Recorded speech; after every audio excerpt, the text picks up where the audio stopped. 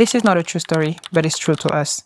Faith is a powerful thing. It can move mountains, but in the wrong hands, it can also move money from the pockets of the desperate into the bank accounts of predators. Carlos learned this the hard way. Let me explain. This is Carlos. At the time of this story, he was 25, living on the outskirts of a large city, in a neighborhood where people didn't talk about dreams, they talked about rent. Carlos was sharp, skeptical, and hardworking. He believed problems were solved with hands, not promises. He worked gig economy jobs, construction when he could find it, day labor when he couldn't. In other words, Carlos was living the modern economic survival experience, paycheck to paycheck, with zero margin for error. But to really understand Carlos, you have to understand the two women who shaped him. His mother, Maria, and his grandmother, Evangelina. 3 generations under one roof, sharing food, sharing bills, and sharing that heavy silence when the money ran out before the month did. Maria believed in Jesus the way tired people believe in rest, not because it fixed everything, but because it gave her the strength to wake up and try again. For her, the church was not just a building, it was refuge, it was safety. It was the only place where she felt seen in a world that mostly looked through her. Evangelina, though everyone called her by her spiritual name, Ayo, believed in a different God. She had decided one day that the God of her ancestors made more sense than the God of her colonizers. She was deeply rooted in Yoruba spiritual traditions. She believed life had a balance that must be respected, a balance maintained by the ancestors. She also believed that truth always reveals itself sooner or later. In the evenings, she burned incense. She prepared herbal teas. She prayed, but never for miracles, only for clarity. Evangelina warned them often. She told Maria that not everyone who yelled hallelujah worked for God. She used to say, faith is real, but the industry of faith is real too. And anyone who asks you to turn off your brain is not trying to save your soul. They're trying to empty your pockets. Maria always replied the same way. My faith is my strength. Carlos stood somewhere in between. He loved them both, but he was conflicted. He saw his mother giving money she didn't have to a church that promised prosperity, while the bills for their apartment piled up. He sided with his grandmother's logic, but he couldn't bring himself to crush his mother's hope. Then something happened, something that shook Carlos's skepticism. Weeks later, his mother became sick. It started subtly. Maria, the engine of the household, began to slow down. Fatigue turned into weakness, then a fever that wouldn't break. The diagnosis, when it finally came, was bacterial meningitis. But here is the trap of poverty. You don't go to the doctor the moment you feel sick because you can't afford the time off, and you definitely can't afford the bill. So they waited. They prayed. Evangelina brought herbal remedies. Carlos worked double shifts, trying to scrape together cash for a private clinic because the public wait lines were too long. Meningitis moves fast. Soon, Maria was barely conscious.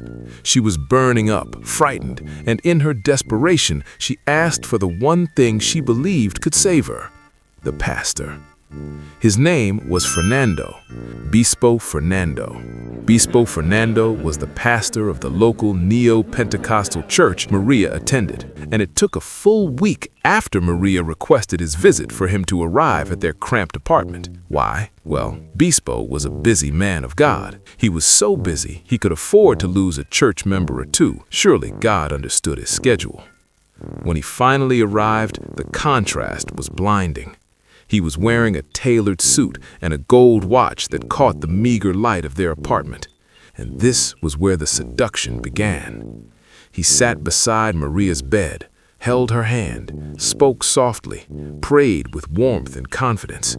It felt sincere. It felt real.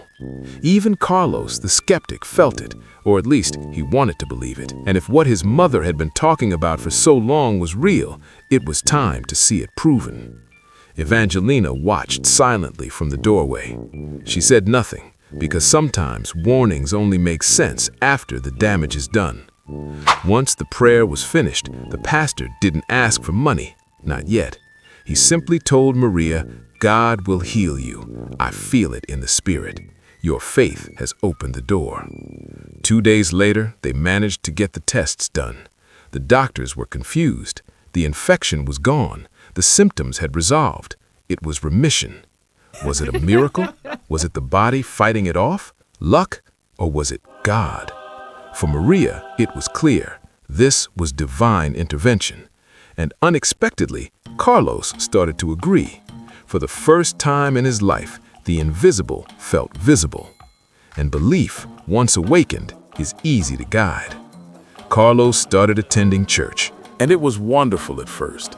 The community was warm. People knew his name. For a young man used to being invisible to society, suddenly feeling chosen was a hell of a drug.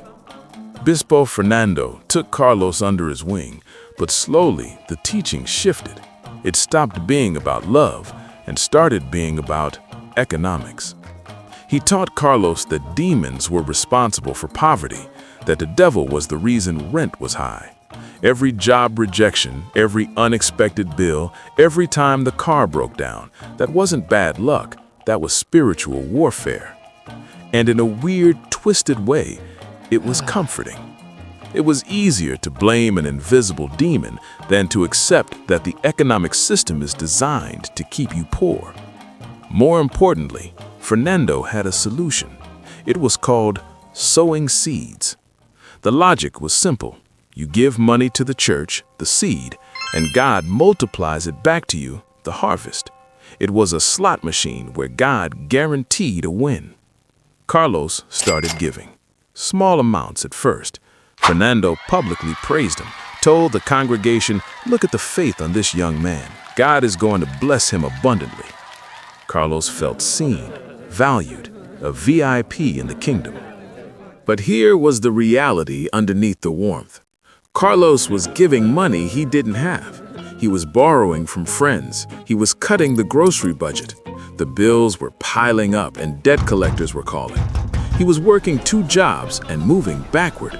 But instead of questioning the formula, he convinced himself he just needed more faith, more sacrifice. The worse his life got, the more convinced he became that the breakthrough was just one more payment away. He even rejected a solid job offer from his friend Bruno because he was waiting for a supernatural harvest. Then, tragedy struck. Evangelina, the voice of reason, got sick. Unlike Maria, she didn't ask for Fernando. In her final moments, she held Carlos's hand and gave him one last piece of advice. Keep your eyes open. She died peacefully. With Evangelina gone, the only voice left in Carlos's ear was the pastor, and the pressure turned up. The church was building a new wing, and the pastor needed investors in the kingdom. He targeted Carlos specifically. Are you willing to sacrifice, or are you going to hold back on God? Carlos and Maria began to suffocate. They skipped meals. They stopped paying the electric bill to pay the tithe. They were drowning, but the pastor assured them that the water filling their lungs was just the devil trying to scare them before the blessing arrived. During one service, Fernando did something that should have been a red flag, but it took Carlos a moment to see it. He called forward a wealthy church member who had just donated a massive sum. Fernando lavished attention on him, prayed with intensity, prophesied financial expansion, and the crowd went wild. Then he looked at the cheap seats. Some of you come to receive but don't give. He called Maria forward. Sister, you've been faithful, but I sense doubt. Doubt blocks the transaction. You need to plant a bigger seed. Maria, vulnerable and still recovering, gave an offering she absolutely could not afford. But Carlos noticed something. Fernando's tone with her was different, dismissive. Compared to the warmth he showed the rich guy, the message was clear. More money equals more blessings from God. More money equals more love from God. Meanwhile, his friend Bruno checked in. I haven't heard from you in weeks, and your mom looked worn out last week. Carlos repeated the church script. I'm focused on my faith. God is opening doors. Bruno's response was sharp. or a man is using you both. Carlos got defensive. They argued, but the seed of doubt, the real seed, was planted. And then came the breaking point, not from a sermon, but from reality crashing into the fantasy. Maria felt ill again, a secondary infection. She needed expensive antibiotics, and she needed them today. But they had nothing. They had given the last of their savings to the building fund. Desperate, Carlos ran to the church. He found Fernando. He explained the situation. "Pastor, my mother is sick again. We've given everything. We need help. Just a small amount from the church fund to buy the medicine." And just like that, the mask dropped. The pastor looked at him cold and annoyed. "The church handles spiritual matters, not financial ones," he said calmly. "If I give you money, I weaken your faith." Carlos was stunned. As he left, empty-handed, he overheard Fernando arranging a private prayer session for a wealthy member, the one with the deep pockets. The picture snapped into focus. Carlos saw the watch, the suit, the smile that never quite reached the eyes. The pastor helped the rich because they were customers. He drained the poor because they were few. Carlos realized his grandmother was right. This wasn't a church, it was a franchise, and he was the product. The next Sunday, Carlos went back, but he wasn't there to pray. He begged Maria to stay home, to stop feeding the machine, but hope is a hard habit to break. She slipped out early that morning for the service, unable to let go, so Carlos went in after her. He arrived just in time to see the hierarchy in action. Fernando fawned over the wealthy donor, blessing the man's generosity. Then his gaze landed on Maria. He knew she was tapped out, but he squeezed anyway, pressing her for one last offering she physically could not give. Carlos snapped. He marched up, confronted the pastor in front of everyone. Fernando, realizing he was losing control of the narrative, tried to thunder a threat. "If you walk out that door, you walk out of God's protection." Carlos didn't even blink. He grabbed his mother's hand and walked her out. That night, they were shaken. Maria was processing the betrayal. She felt ashamed. Carlos was angry at the pastor, at himself, at God. He experienced a genuine crisis of faith. But the recovery began. Carlos went to Bruno, apologized, and took the apprenticeship. He worked hard. He earned real money. He bought the antibiotics. Maria recovered, not because of a seed offering, but because of penicillin and her son's hard work. One night, Carlos found his grandmother's old notebook. He read, "The divine is in everything. No man owns God." And if someone asks you to abandon your mind in the name of faith, abandon them instead. Something shifted. Carlos didn't lose his faith in God, but he lost his faith in the middleman. The next day, Carlos opened Maria's Bible and read it for himself.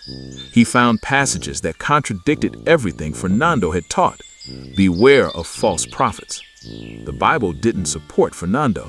The pastor wasn't teaching scripture. He was just using the book as a prop for his sales pitch. Carlos realized faith isn't a lottery ticket.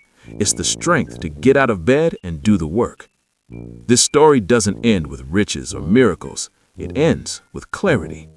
Because the most dangerous lies don't tell you to stop believing. They tell you to stop thinking. And next time, we'll follow someone who chose a different escape. Someone who believed the answer to their problems was thousands of miles away.